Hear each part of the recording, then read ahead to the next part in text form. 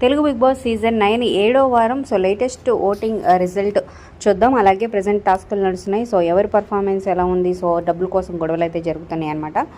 So మీ favourite ఎవరు గెలిపించుకోవడానికి ఖచ్చితంగా హాట్స్టార్లో vote చేయండి.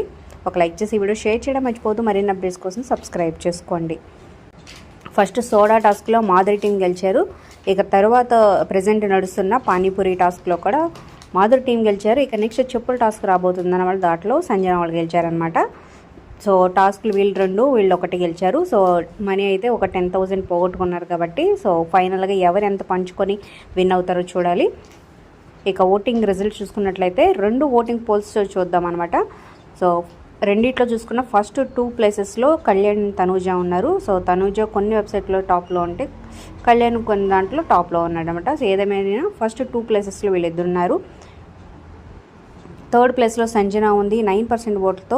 నెక్స్ట్ దివ్య ఉంది 9.6% ఓట్లతో. నెక్స్ట్ రాము ఉన్నాడు 7.74, రీతు 6.72, సాయి 4.5.